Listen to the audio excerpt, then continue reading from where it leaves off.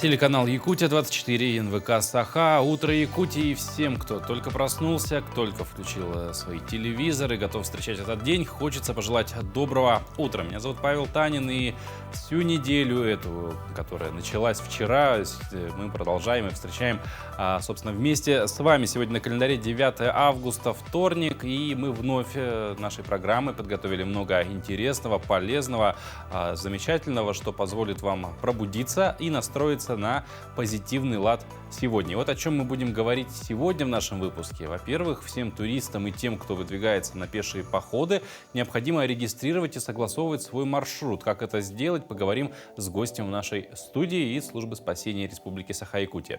Также узнаем новости из мира животных, покажем наши традиционные рубрики «Говорим правильно» и «Книжная полка». Ну а наши корреспонденты из Алдана подготовили для вас сюжет о мастер-классе о йоге для детей. Ну и в конце выпуска поговорим о значимости Международного дня малочисленных народностей, которые отмечают в этом году уже который год. Ну а по традиции начнем, конечно же, наш выпуск с рассказов о погоде. Сегодня в центральных районах Якутии от плюс 12 до плюс 16 градусов. В заречной группе от плюс 11 до плюс 17. В южных районах 11-13 со знаком плюс. В Вилюйской группе от 12 до 14. В Нижнеленских плюс 11 плюс 12. В западных районах плюс 11 плюс 14. В Колымо-Индигирской группе улусов плюс 13 плюс 17. В Янских плюс 11 плюс 14. На северо-западе плюс 9 плюс 12. В городе Якутске температура воздуха в 6 часов утра составила плюс 15 градусов, атмосферное давление 743 миллиметра ртутного столба, ветер 1 метр в секунду. Сегодня днем без осадков, ветер северо-восточный 3,8 метра в секунду. Температура воздуха днем прогреется до отметок плюс 22, плюс 24 градуса. 9 августа, и в каждый день в нашем эфире мы, конечно же, помимо того, что узнаем что-то новое, узнаем и то, что уже случилось с нашей цивилизацией, скажем так, какими событиями тот или иной день запомнился. И прямо сейчас вновь ознакомимся с этими событиями в рубрике «Даты и события».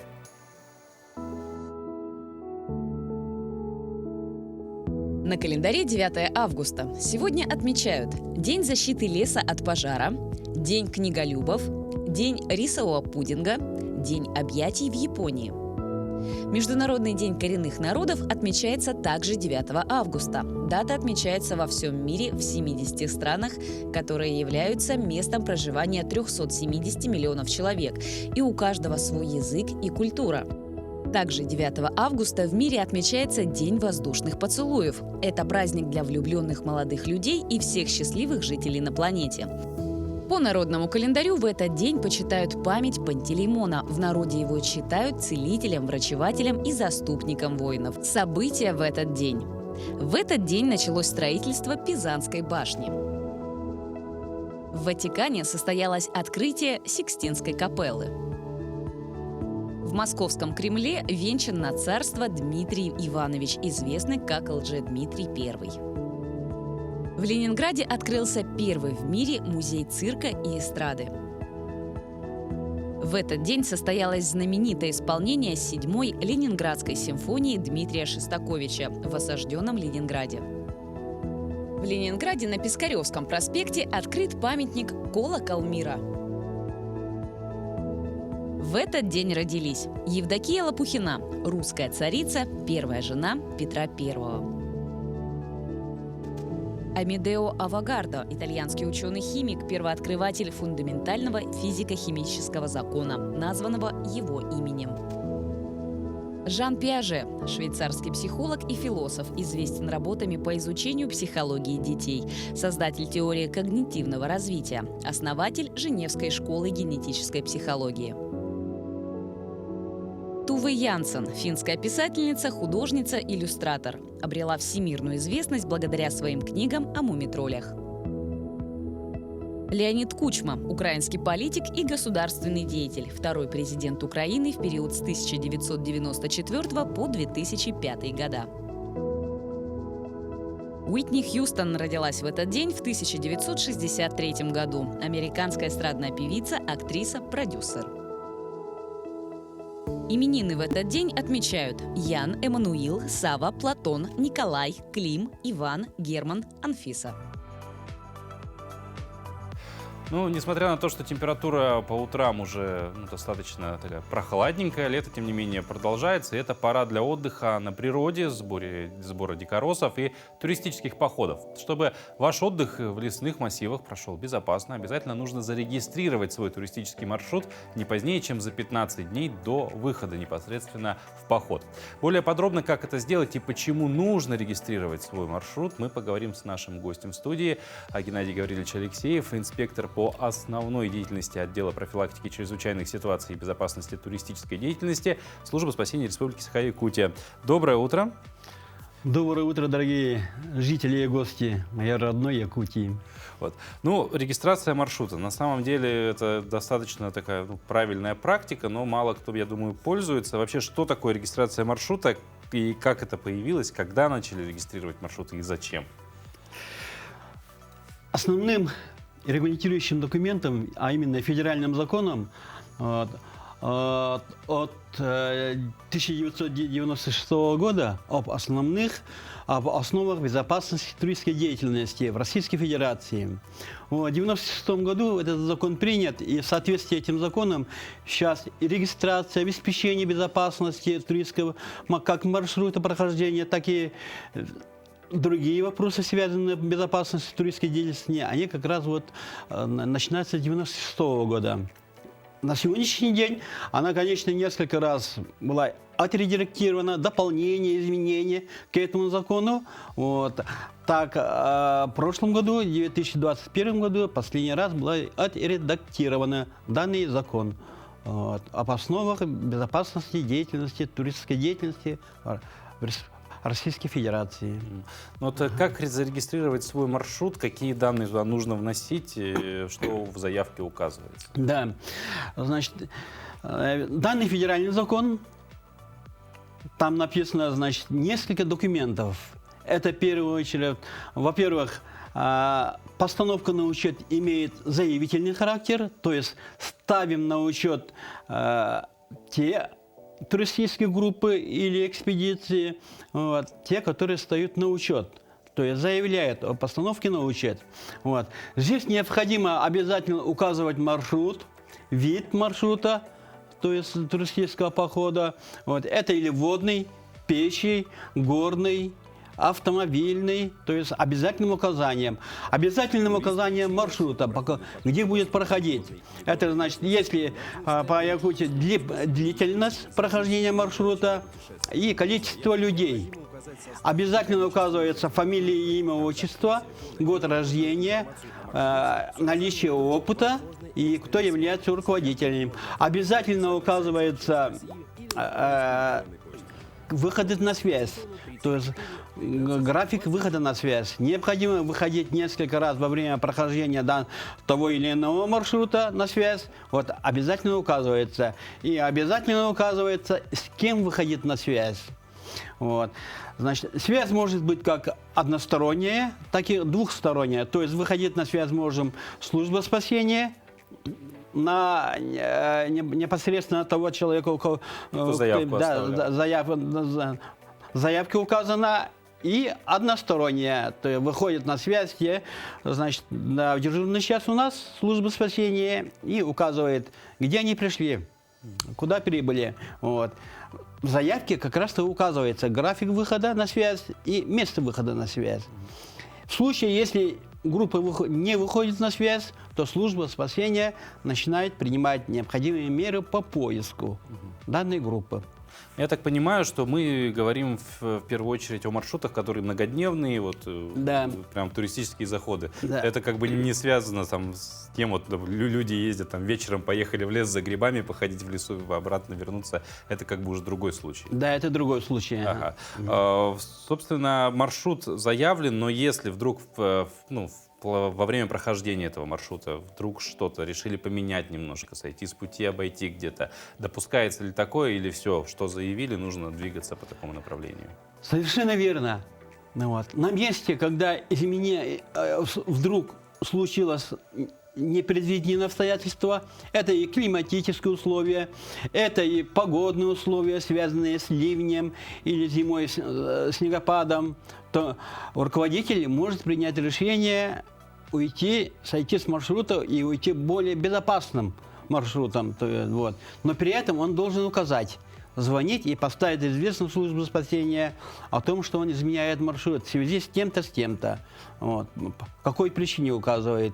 И, соответственно, дальше указывает все те маршруты, по которым он обязан пройти будет. Но и тут же обязательно при изменении маршрута этот маршрут должен быть наиболее безопасным и уже пройденным. Вот. Пройденным маршрутом. То есть заранее кто-то по этим маршрутам уже прошел. Уже ходил. Да, уже ходил. Ну вот вопрос сознательности, наверное, туристов. Как часто сегодня эти маршруты регистрируют участники пеших походов? На сегодняшний день у нас зарегистрировано с начала года больше 60 маршрутов. Зарегистрировано. Вот. Но в основном люди уже понимают. Хорошо, что у нас люди как туроператоры, так и туристы, они уже прекрасно знают, что необходимо регистрироваться.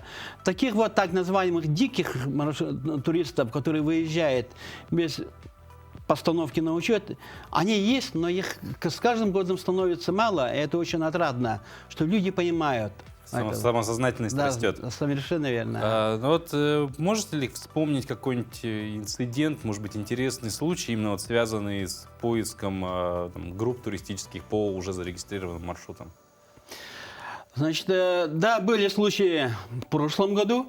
В прошлом году мы 2 раза оказывали помощь туристическим группам, вот, когда они получали увечья. Телесные повреждения, повредили ноги, повредили, и мы в этих случаях поднимали вертолет и своевременно выезжали на ту точку, где они указывали, и их пострадавшие эвакуировали. Вот как раз очень яркий пример того, что вот необходимо поставить постановки на учет для обеспечения безопасности жизни и здоровья людей.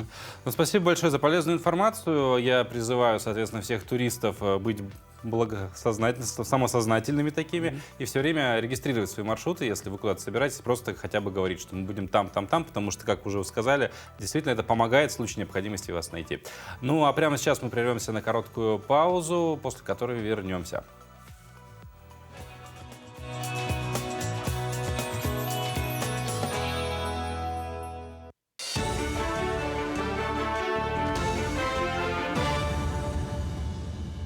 Доброе утро, Якутия. Последние новости к этому часу.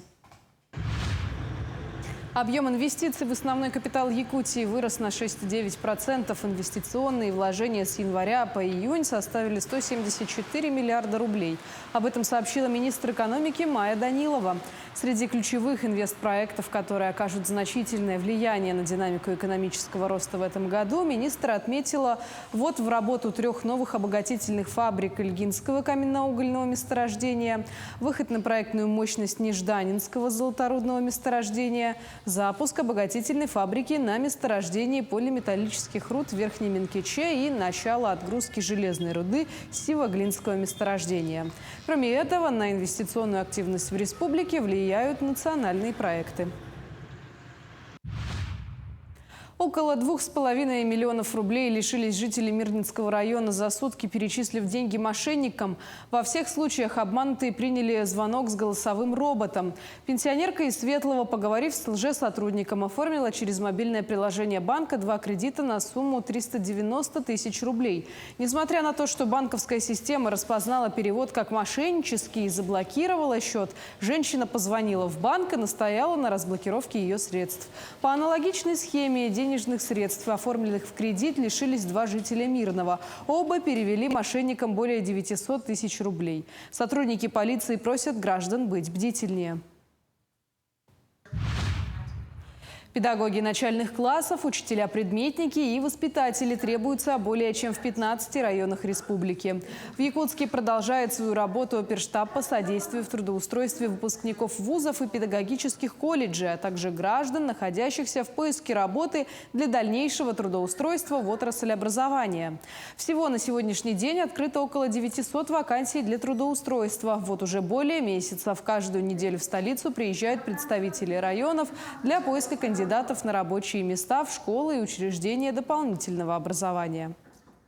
Примерно в этом году будет открываться новое здание Центра дополнительного образования, куда требуется несколько педагогов дополнительного образования по разным направлениям. Это будет очень современное учреждение, в которое мы ждем творческих молодых людей, которые будут заполнять вакансии. Ну и кроме этого у нас во всех школах тоже имеются вакансии по таким предметам, как и в остальных районах, учителя математики, русского языка, иностранных языков и так далее. Движение автотранспорта до 20 тонн ограничено в Татинском районе. Это связано с проливными дождями и образованием селевых потоков. Разрешена нагрузка транспортных средств на одну ось до 5 тонн. Также установлено ограничение по общей массе транспортных средств не более 20 тонн. Беговые дорожки и тренажеры установили в Айхальском парке здоровья. Также подрядчик сделал освещение, ограждения, деревянные трапы. До открытия парка в сентябре осталось уложить травмобезопасное покрытие на спортплощадке, установить детскую площадку и обустроить амфитеатр. Напомню, парк здоровья – один из победителей конкурса соцпроектов «Территория Алросы». Алмазодобывающая компания направила на строительство почти 6 миллионов рублей. Помимо этого, в прошлом году проект получил федеральное финансирование – 20 миллионов рублей.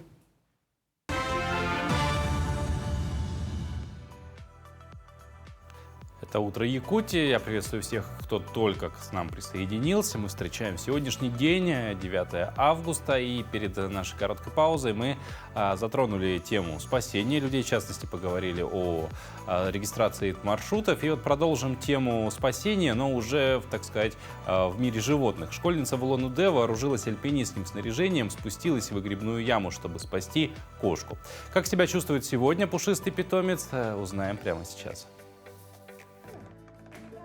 На кадрах видно, как девочка спускается на веревках в выгребную яму, достает кошку и выбирается наружу. При этом школьницу страхуют несколько человек. Запах был не очень приятный, конечно, но мы кошку нашли фонариком светили.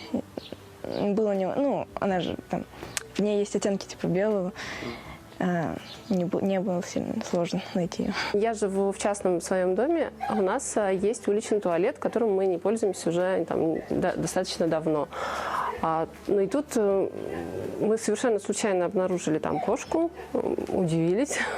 Причем нам потом какие-то там соседи говорили, что уже несколько дней слышали мяуканье. Мы даже не подозревали о том, что у нас там на дне уличного туалета сидит кошка. По словам волонтера фонда помощи животным «Собака счастья» Стеллы Авсаян, кошки спускали доски и ткань, чтобы она попробовала забраться по ним самостоятельно. Но это оказалось безрезультатно. Однако на еду и воду животное реагировало. После нескольких попыток взрослых пролезть в отверстие, Кристина предложила свою помощь. Соседи принесли альпинистское снаряжение. И с согласия родителей девочка спустилась на дно выгребной ямы. Достали кошку, у нее было сильное истощение. То есть это просто действительно был скелет, обтянутый шерстью. Прямо у нее прощупывались все мелкие косточки. На следующий день мы поехали в клинику, сделали УЗИ. УЗИст нам предварительно сказал жидкость в брюшной полости. То есть это либо ФИП, то есть это неизлечимая болезнь, либо порок сердца. То есть, возможно, порок сердца от того, что она, был сильный стресс, и из-за этого. Авсаян добавила, что при обследовании ветеринары обнаружили у кошки жидкость в брюшной полости и проблемы с сердцем. Волонтер уточнила, что сейчас хвостатой стало намного лучше, но врачи настаивают на дополнительных исследованиях. По словам Авсаян, новых хозяев животному будут искать после того, как завершится лечение, и кошка восстановится. А тем временем специалисты ведут работы по спасению краснокнижного гренландского кита, запутавшегося в ставном неводе в Охотском море. В конце июля в районе Шантарских островов экипаж катамарана «Капитан Сухотин» турагентства Дальневосточной экспедиции обнаружил запутавшегося в сетях млекопитающего. Более подробно об операции по спасению кита в следующем материале. Сразу же после обнаружения краснокнижного кита была сформирована команда спасателей из числа специалистов Института проблем экологии и эволюции Северцева и Центра спасения морских млекопитающих Дельфа, а также сотрудников турагентства. На снятых кадрах можно наблюдать кита в водах Охотского моря. 28 числа у нас шел катамаран с туристами, выезжали с маршрута и обнаружили в районе мыса Александра кита, запутавшегося в ставном неводе. Соответственно, капитан катамарана принял решение остановиться, оценить ситуацию, что вообще произошло, доложил наш диспетчерский пункт. Сегодня проведение работ осложняется тем, что животные находятся в стрессовом состоянии. По словам Мавланова, попытки подойти на близкое расстояние к киту на судне могут ему навредить. С учетом полученной информации, то есть нам удалось снять с дрона его состояние, то есть нам стало понятно, что по признакам, например, таким признакам, как учащенное дыхание, боялся птиц, которые садились рядом с ним, уходил сразу на глубину, вообще находился очень длительное время, катер к себе не подпускал. Ну и, соответственно, это стало понятно, что он находится в стрессе и очень боялся всякого лишнего шума, то есть поэтому было принято решение пока только наблюдать, и каких-либо попыток мы не могли предпринять, потому что мы могли ему навредить. На данный момент кит освободился от большей части веревок, но остается крупный канат, который обвивает челюсти животного, тем самым не позволяя ему питаться. На всех китов, которые обитают в Охотском море, то есть гренландских китов, то их всего-то немного, 300 особей. Эти киты, 30% этих китов имеют следы запутывания, шрамы от следов запутывания. Это очень серьезная такая цифра. Ну и гибель одного кита, в любом случае, это большая трагедия для всей популяции, потому что их всего немного, их всего 300 китов в мире. В связи со сложными погодными условиями специалисты ожидают прибытия сотрудников Росприроднадзора, которые уже выехали в бухту для участия в спасательной операции. Также благодаря кадрам с беспилотника специалистам удалось снять группу из 7 китов, на хвостах которых уже имеются характерные следы. Это означает, что ранее животные становились заложниками рыболовецких сетей. В телеграм-канале «Заповедники Якутии» поделились фотографиями из мира животных. Там выложили фотографию из фоторегистраторов, установленных на территории воспроизводственного участка Кюлюпчу Амгинского района, где на кадрах можно увидеть диких копытных, которые, как оказалось, охотно посещают подкормочные площадки и солонцовые участки территории. Здесь кормовые поля засеяны овсом, а естественный солонцовый участок регулярно пополняются солью. Поэтому животные активно посещают этот участок, так же, как отметили в дирекции биологических ресурсов. Здесь госинспекторы, помимо всего прочего, ведут подкормку копытных вениками, сбор и сушка которых производится ими заблаговременно. Ну а сегодня во всем мире отмечается Международный день коренных народов мира. И в этот день в Якутске на площади Орджоникидзе пройдет национально-обрядный праздник Кочевье-2022. Мероприятие посвящено богатству и самобытности традиций коренных народов Якутии, а также их особому вкладу в мировую культуру. О значимости этого дня для малочисленных народностей мы поговорим с первым вице-президентом Ассоциации малочисленных народов Севера Якутии, с Любовью Викторовной Христофоровой. Любовь Викторовна, доброе утро. Здравствуйте. С праздником вас, во-первых. Расскажите вообще, сколько народностей, относящихся к малочисленным, проживает сегодня на территории нашей республики? В республике Саха-Якутия проживает 5 коренных народов, которые относятся к коренным малочисленным народам Российской Федерации. Из 43, которые проживают в Российской Федерации. Это у нас эвенки, эвены, чукчи, долганы, юкагиры. Отдельным решением законом Республики Саха-Якутия в правах к ним приравнены в местах их проживания русские арктические старожилы. Ну вот, допустим, якутяне, в чьих свидетельствах, ну, в графе национальность, в свидетельствах о рождении стоит, допустим, саха или якут, якутка, в мировом масштабе они могут относиться к малочисленным, малым народностям? Да, когда Организация Объединенных Наций говорит «коренные народы мира», они имеют в виду народы, которые испокон веков живут на своих территориях, ведут традиционный образ жизни, и на чьи территории пришли другие народы, которые установили свою государственную власть. В этом случае, конечно, мы можем сказать, что в правовом мировом понятии якуты тоже относятся к коренным народам мира. А расскажите подробнее про вашу ассоциацию, в чем основная видится ее цель, миссия? Наша ассоциация является одной из старейших общественных формирований республики. Она была образована 12 декабря 1989 года, когда собрались актив со всей республики коренных народов Севера. И, в общем-то, ассоциация с тех пор она ведет большую организационную работу. Мы объединяем все районы, в которых проживают коренные народы Севера, и даже те районы к нам ходят, в которых не проживают коренные, но не являются, согласно законодательству, местами проживания коренных народов Севера, но, тем не менее, там живут наши представители наших народов. Ассоциация проводит, как большую работу, я сказала, да, мы проводим семинары, выезжаем в командировки, держим постоянную активную связь с органами власти, которые курируют наши вопросы языка, культуры, традиционного предопользования, хозяйствования. Мы всю эту работу постоянно проводим. Ассоциация, повторяю, еще общественная организация. У нас есть президент, который возглавляет ее с 1989 года, Андрей Васильевич Кривошапкин, наш уважаемый почетный гражданин Республики Саха-Якутия, народный писатель. Ну вот говоря про общественные организации, и вот вы сказали, что все время в контакте находитесь с исполнительными органами власти, а поддержка какая-то оказывается местными властями, вот вашей ассоциации, вашей работе? Ну да, у нас в государственной программе предусматриваются средства для устойчивого развития коренных народов Севера. Это деньги бюджета республики и бюджета Российской Федерации. Мы их направляем, вот орган власти, который курирует устойчивое развитие коренных народов Севера, Министерство по развитию Арктики и делам народов Севера, они направляют эти средства на конкурсной основе, на приобретение общинами, скажем, улучшение маттехбазы, приобретение техники, а затем на проведение разных культурно-массовых, политических, своих мероприятий для общественных формирований КМНС. А может ли сегодня, насколько я знаю, там сегодня национальность в документах особо не проставляется, да, то есть понятно, что причастность, допустим, коренным малочисленным народам Севера также необходимо как-то подтверждать, то есть где сегодня человек может получить справку об этом, что он, да, является представителем коренного малочисленного населения. В свое время Республика Саха-Якутия, одна из первых в Российской Федерации, начала выдавать вкладыши к паспорту. Когда в паспорте отменили строку национальность, Республика начала выдавать вкладыши к паспорту. Паспорт написала, можно было подойти со свидетельством о рождении, где указана национальность родителей, и выбрать национальность одного из родителей. Это мог сделать любой человек, независимо от того, он является представителем коренных народов или казалось всех граждан Республики Саха-Якутия.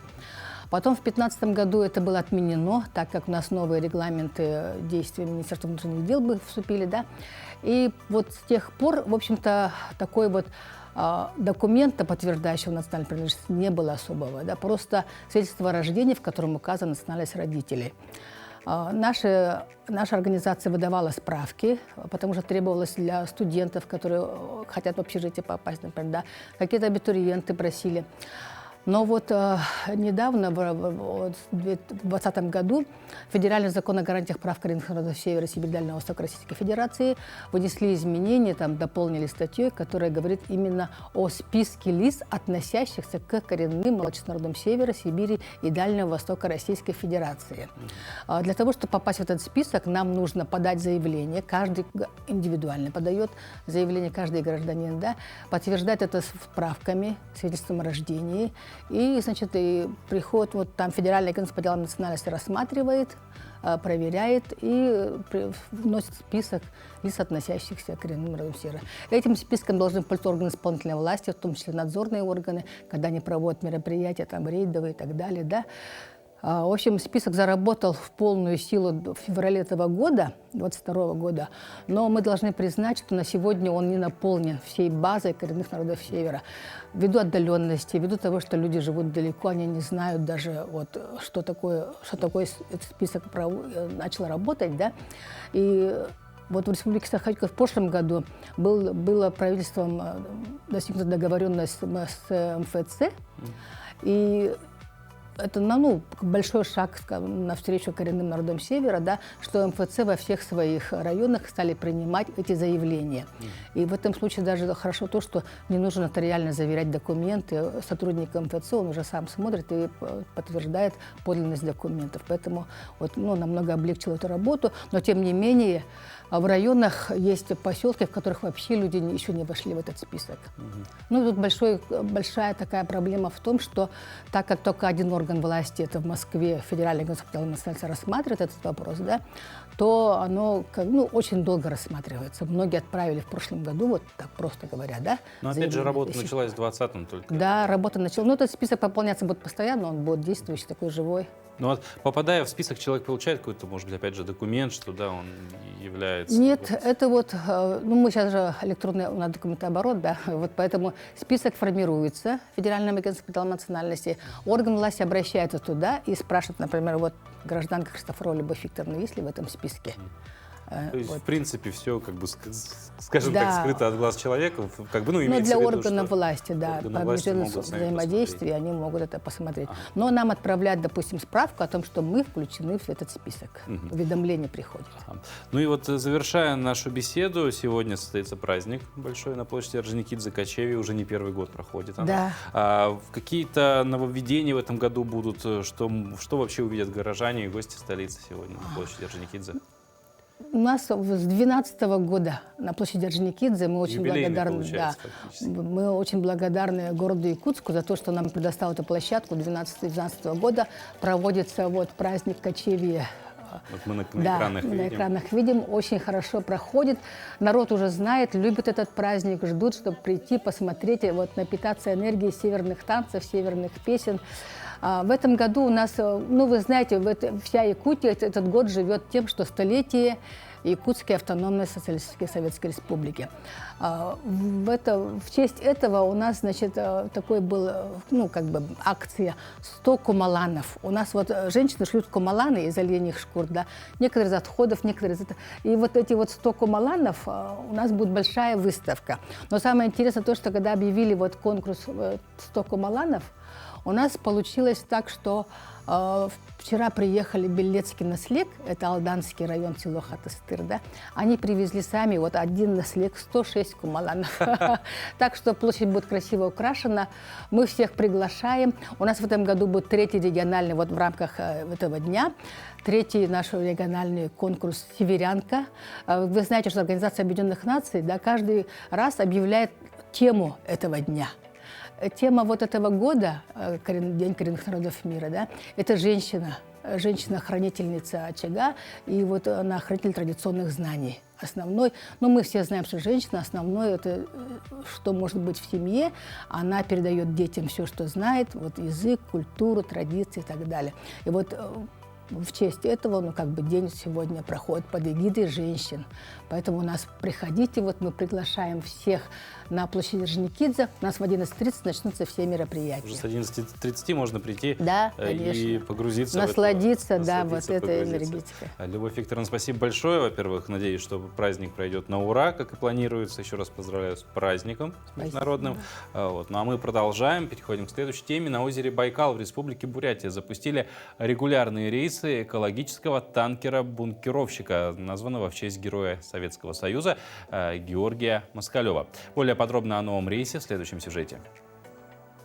На кадрах Раптли, снятых в субботу, 23 июля, можно увидеть очистное оборудование судна, а также работу экипажа. По информации Росморречфлота, работа специального танкера-бункеровщика позволит сократить количество загрязненных вод и сухого мусора на Байкале. Особенность в том, что мы обеспечиваем автономность других судов более длительную. То есть в некоторых точках можно нам сдать отходы, которые нельзя выбрасывать за борт. Судно предназначено не только для приема отходов с других кораблей, но и для переработки мусора. Также обеззараживать загрязненную воду. Вот мы принимаем послание вода. Это вода с содержанием мазута, масла, топлива, что попадает в воду. Вот. Происходит разделение. Все, что не должно быть в воде отдельно, воду отдельно. И потом ее мы сдаем на очистное сооружение в поселке Турка, где уже ее доочищают и чистую воду сливают. Георгий Москалев спущен на воду в июне 2020 года. По словам главы Республики Бурятия Алексея Цыденова, это первое экосудно в России, которое выдерживает все экологические требования. В 2019 году правительство России запустило федеральный проект сохранения озера Байкал, цель которого – улучшение экологического состояния водоема за счет сокращения объема загрязненных стоков. Байкал – самое глубокое пресноводное озеро на планете, внесено в список всемирного наследия ЮНЕСКО в 1996 году. А прямо сейчас я передаю слово нашим коллегам из информационной службы, которые готовы ознакомить нас с последними новостями.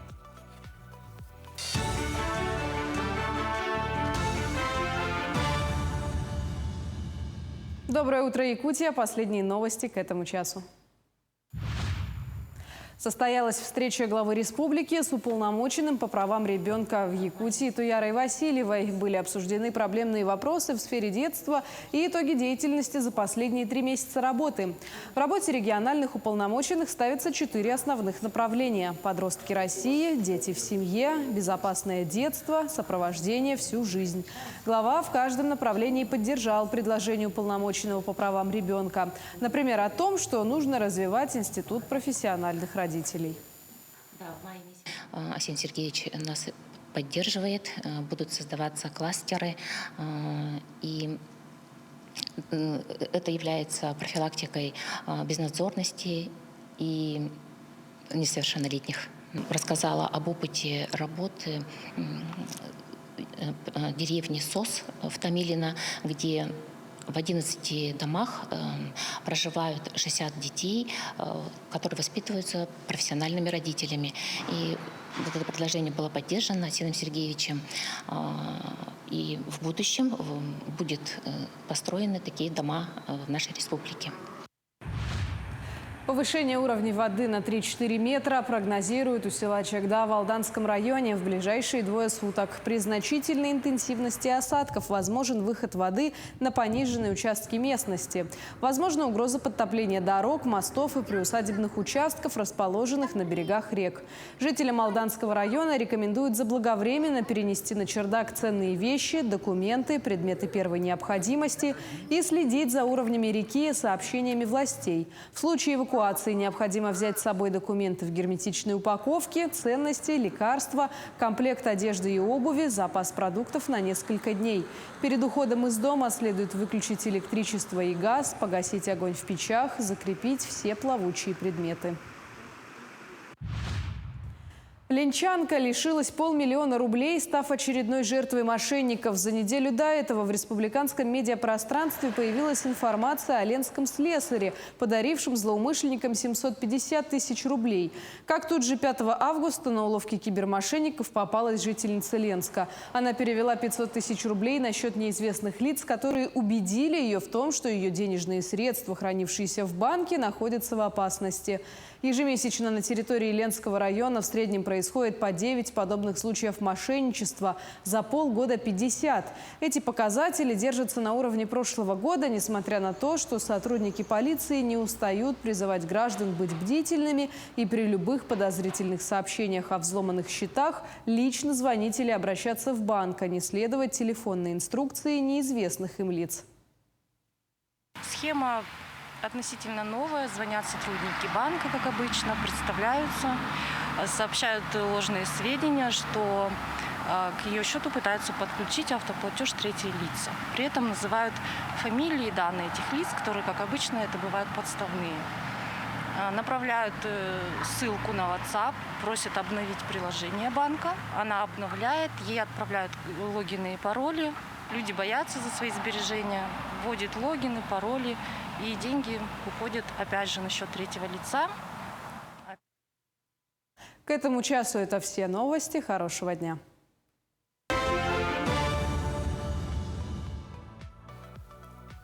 Это «Утро Якутии». Доброе утро всем. А не всегда мы задумываемся, когда что-то произносим. А ведь каждое слово или словосочетание несет в себе смысл, притом иногда и скрытый. К примеру, знаете ли вы, что означает фразеологизм «гол как сокол»? Вот наш эксперт прольет свет на его значение. Доброе утро, дорогие телезрители! Мы в своей речи, помимо отдельных слов, употребляем целые словосочетания и даже предложения, которые используются в переносном значении. Причем это переносное значение мы понимаем только тогда, когда есть все слова, необходимые для смысла, и эти слова стоят в определенном порядке. Такие словосочетания, которые мы используем как готовые формулы с установленным значением, называются фразеологизмы. Нередко фразеологизмы содержат устаревшие слова. Примером такого фразеологизма может быть словосочетание «гол как сокол». В этом словосочетании, в этом фразеологизме слово «гол» нам понятно. Это краткая форма слова «голый». Причем голый может быть не только человек, но и дерево, лишенное коры или листьев. А вот слово «сокол» совсем другое дело. Сокол никакого отношения к слову «сокол», наименованию птицы, не имеет. Сокол – это такое орудие, которым пробивали стены осаждаемых городов, когда-то это было давно в древности. Хотя Валерий Матвиенко, российский языковед, считает, что слово «сокол» – это перевод французского «фокон», который как раз обозначает это стенобитное орудие. Вот такие тайны хранит в себя фразеологизмы. Всего доброго! Я вас любил, любовь еще, быть может, в душе моей угасла не совсем. Но пусть она вас больше не тревожит, я не хочу печалить вас ничем. Прекрасные строки, но тем не менее, все мы знаем, что за каждым удивительным произведением русских поэтов всегда стояла невероятная, чарующая и вдохновляющая женщина. Это наша рубрика «Книжная полка» сегодня расскажет о русских классиках, которые вдохновлялись женщинами. Доброе утро! Сегодня мы бы хотели рассказать о стихотворениях, посвященных прекрасным дамам. На сайте Национальной библиотеки вышла тематическая виртуальная выставка под названием «Дарю тебе любви слова». Там мы собрали стихотворения великих русских поэтов XIX и XX веков. Они посвятили свои стихотворения своим любимым женщинам. Как пример мы бы хотели привести стихотворение Александра Сергеевича Пушкина «Мадонна». Это стихотворение он посвятил своей жене Наталье Николаевне Гончаровой. В этом стихотворении он уподобляет ее картине Мадонны и использует такие прекрасные слова, как «чистейшей прелести, чистейший образец». Стихотворение «Я встретил вас, и все былое» поэт Федор Иванович Тютчев посвятил своей прекрасной даме под инициалами К.Б., то есть баронессы Крюденер. Также мы хотели бы отметить поэта Серебряного века Александра Блока. Стихотворение «Она молода и прекрасна была» он посвятил своей жене Любови Дмитриевне Менделеевой. Она была не просто его супругой, но и музой. Также из поэтов Серебряного века мы бы хотели отметить стихотворение «Заметался пожар голубой» поэта Сергея Есенина. Оно было посвящено известной актрисе Августине Миклашевской. Небезызвестно, что Сергей Есенин посвящал много стихов прекрасным дамам, но именно в этом стихотворении произведение было написано как исповедь, и автор признается, что до этого он не знал, что такое настоящая любовь. И ради этой женщины он готов кардинально поменять свою жизнь.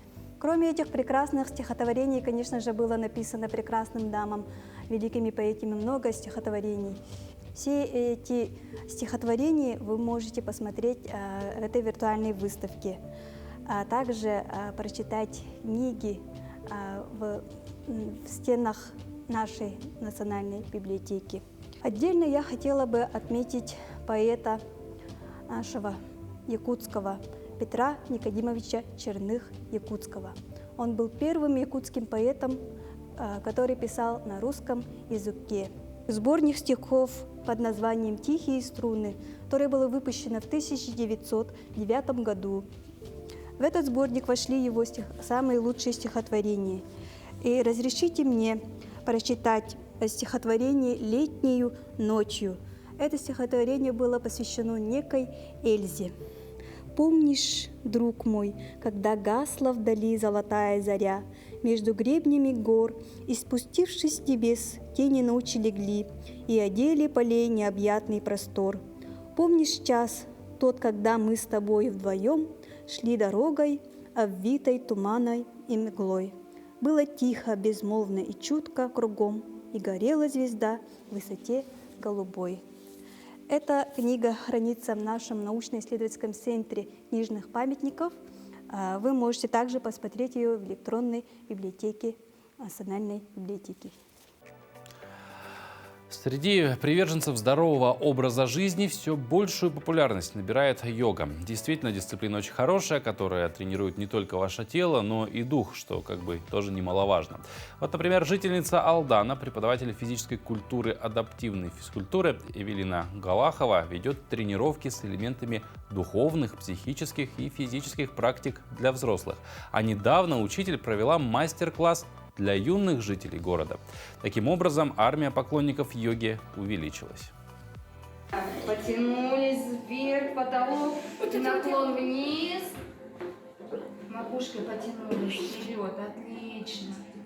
Совершенствуя тело, достичь душевного равновесия и гармонии с окружающим миром. Такова была основная задача мастер-класса, проведенного для юных алданцев учителем йоги Эвелиной Галаховой. В необычной тренировке необычными оказались и упражнения, которые называются асанами. Выполняя их, ребята перевоплощались в сильных тигров и быстрых птиц, в гибких кошек, ловких обезьян и чутких собак. Конечно же, был от детей отклик, очень хороший. Мне самой понравилось, я получила заряд положительных эмоций и очень благодарна, что меня пригласили. Проведение мастер-класса по йоге инициировали педагоги Алданского социально-реабилитационного центра для несовершеннолетних. На необычную тренировку, позволяющую открыть в себе новые резервы, были приглашены все юные жители города. Мероприятие было приурочено ко Дню борьбы против рака легких, который отмечается в первый день последнего месяца лета.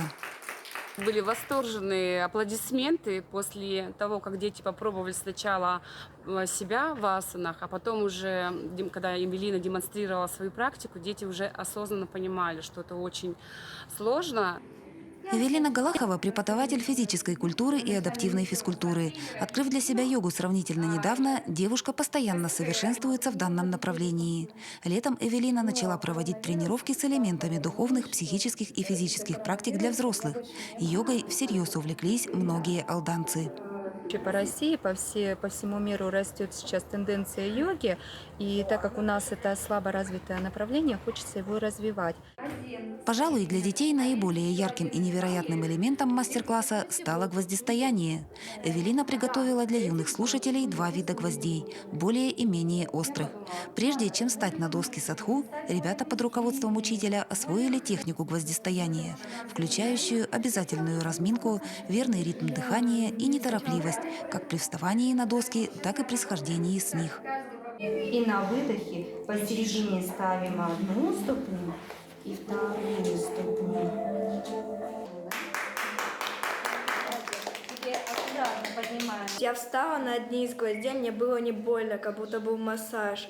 Потом я с легкостью стояла на первых гвоздях, на вторые было вставать сложнее, острее. Потом я встала. Больше понравилось стоять на гвоздях, но не на острых, потому что когда я хотела встать на острые, когда я стала одной ногой, мне было больно, а если стать всем весом, будет еще больнее. Заключительным моментом мастер-класса стал асан на релаксацию. Эта техника тоже оказалась непростой. Слушателям предстояло полностью отключиться от внешних факторов и заставить расслабиться каждую клеточку тела.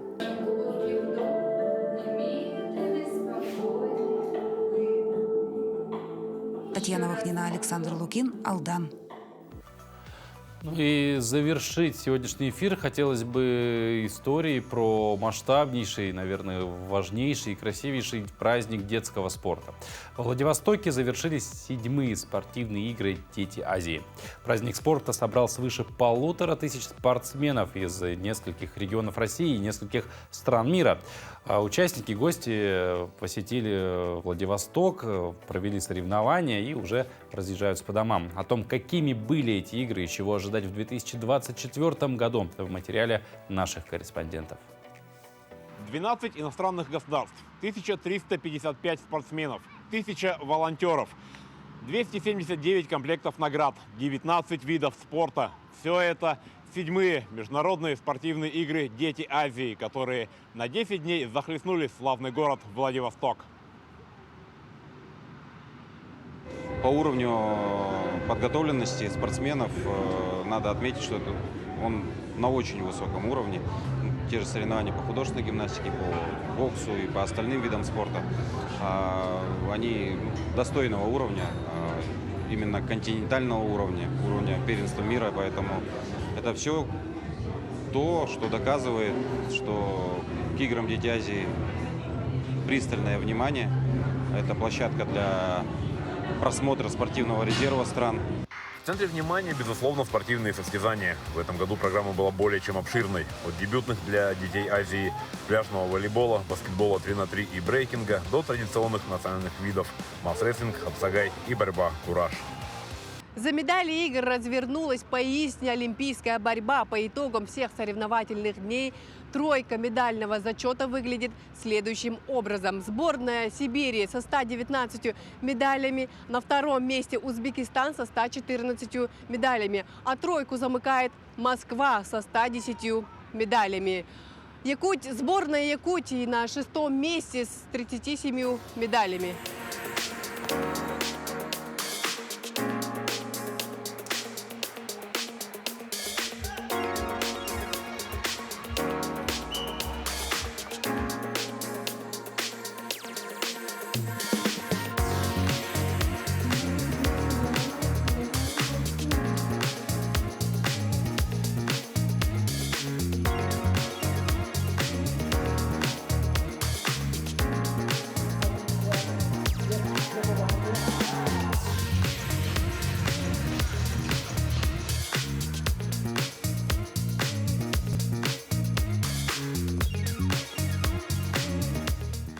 Следующие спортивные игры будут зимними. Пройдут они в 2023 году на Кузбассе. Ну а уже через год, в 2024 году, игры вернутся к нам домой в Якутию.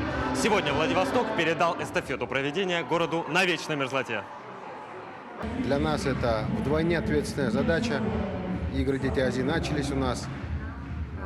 Поэтому будем очень усердно готовиться, будем готовить город Якутск, готовить наших спортсменов для того, чтобы на должном уровне встретить всех наших гостей и показать наше гостеприимство.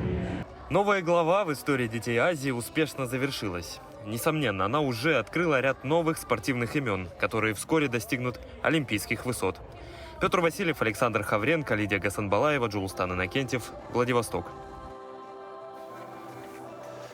Что же, действительно, в 2024 году в Якутске пройдут летние «Дети Азии», в следующем году зимние в Кузбассе. И это будут замечательные состязания, детский спорт, праздник детского спорта, которым будем ждать, за которым будем обязательно следить. Ну а на этом наш эфир сегодняшний подходит к концу. Завтра мы вновь встретимся в этой же студии, в это же время и будем встречать уже новый день. Ну а сегодня желаю вам отлично провести день сегодняшний и завершить все свои дела, которые вы запланировали на сегодня. До встречи.